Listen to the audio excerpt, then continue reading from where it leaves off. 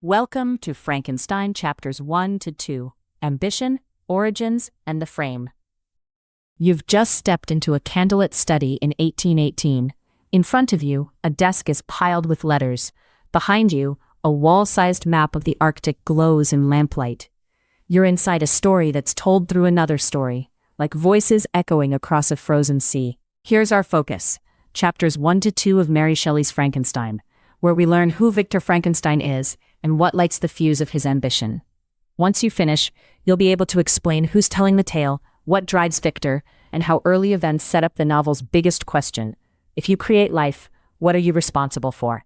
Zoomed out, the simple version is this.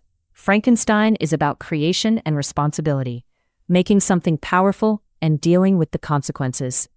Picture a friend who builds a super strong robot. The real issue isn't just can I, it's what happens next, and to whom. That tension is the heartbeat of this book. Underneath that, remember who made this and when. Mary Shelley published Frankenstein in 1818. It's a Gothic novel, moody, suspenseful, and fascinated by human feelings colliding with the edges of science. Imagine scrolling wild tech breakthroughs during a thunderstorm. That uneasy mix is the vibe. Now, about the way the story is told. Much of the novel is narrated by Robert Walton, an explorer writing letters from a dangerous Arctic voyage. Look at the map behind you. That's his route. Walton's voice frames Victor's story, and that matters because Walton's ambition to reach the unknown mirrors Victor's drive to master life and death. So, where does Victor come from? Turn to your left.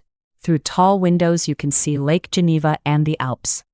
Victor is Swiss, and the early chapters are set in Geneva.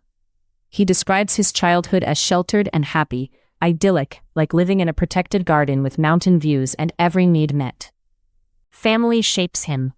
To your right, you'll spot a warm family portrait. Victor's mother is Caroline Beaufort, gentle, devoted.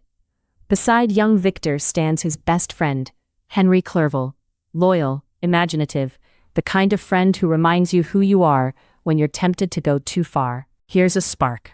A lightning strike grabs Victor's mind and won't let go. Picture standing in a storm and watching a tree explode into splinters, raw power on display. That moment makes him crave the how behind nature's forces.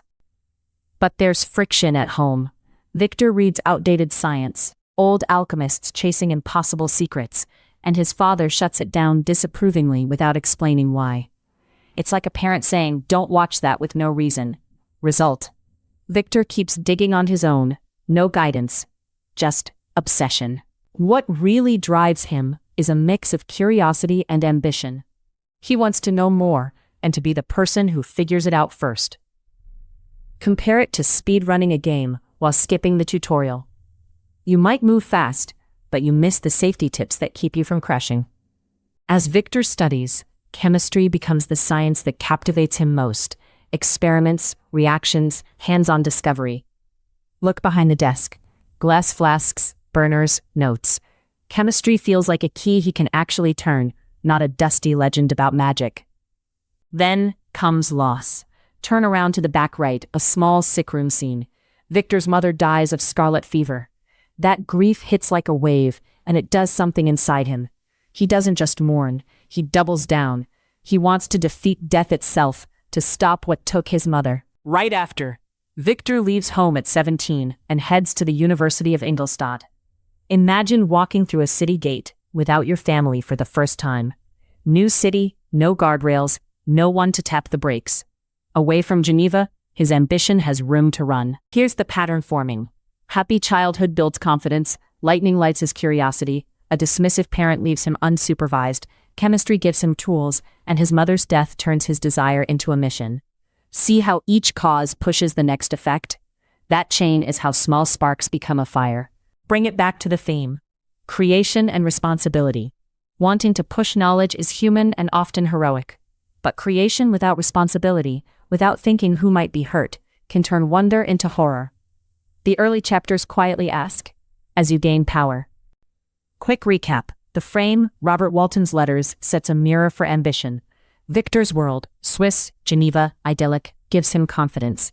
Key sparks, Lightning, a disapproving father, soaring curiosity, a love of chemistry, and his mother's death from scarlet fever drive him to chase life and death knowledge at Ingolstadt at age 17. Keep that chain in your head as we move forward. One question to carry with you. If you could push knowledge to its limit, where would you draw the line? And how would you make sure you don't cross it?